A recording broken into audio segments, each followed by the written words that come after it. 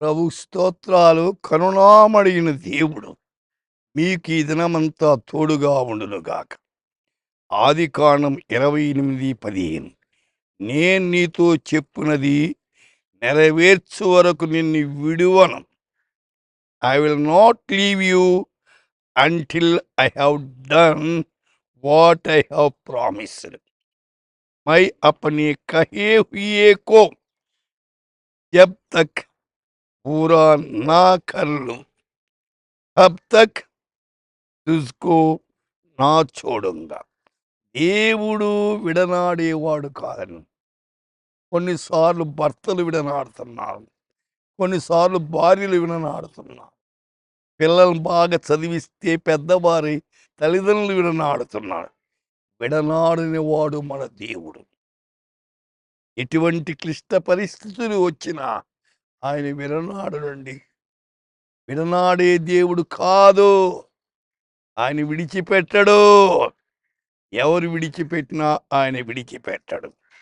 కీర్తన 77:8 ఆయన సెలవిచ్చిన మాట, తరతరములకు పోయినా తరతరములు ఆయన మాట కాపాడుకునేవాడు. బంధువులు మాట కాపాడుకోరు, భర్త మాట కాపాడుకోడు, భార్య మాట కాపాడుకోదు, పిల్లల మాట కాపాడుకోరు. దేవుడు తన మాటను కాపాడేవాడు. రోమా 9:8 వాగ్దాన సంబంధమైన పిల్లలు సంతానమని ఎంచబడదు. అవును, వాగ్దానం చేసిన వాడు ఎంతైనా నమ్మదగినవాడు. అయితే దేవుడు వాగ్దానం చేసి తప్పక నెరవేరుస్తాడండి. ఎఫెసీ 1:13 వాగ్దానము చేయబడిన ఆత్మ చేత ముద్రించబడితిరి. ఆత్మలో ముద్రించబడాలి. ఆత్మ స్వాధీనం కిందకి రావాల. ఆత్మ నడుపుదల అవసరమైంది.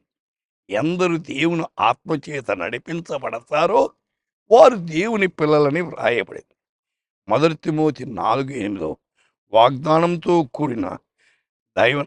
కూడినదైనందున అది అన్ని విషయంలో ప్రయోజనకరం. వాగ్దానము చేత నడిపించబడండి. ప్రయోజనకరంగా చేయండి. నీవు ఇంటి వారికి, నీ ఇరుగు పొరుగు వారికి, సమాజానికి ప్రయోజనకరంగా ఉండటం అవసరం. హెబ్రీ 11:17 ఎవడు ఆ వాగ్దానం సంతోషముతో అంగీకరించాలి.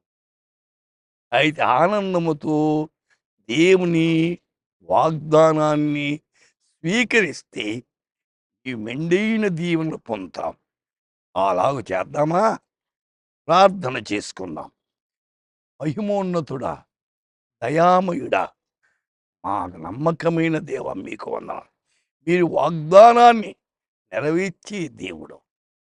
వింటున్న మా శ్రోతలు మీ వాగ్దానం మీద ఆనుకొని ముందుకు సాగేదానికి కృప దయచేయమని యేసు నామమున ప్రార్థిస్తున్నాము తండ్రి.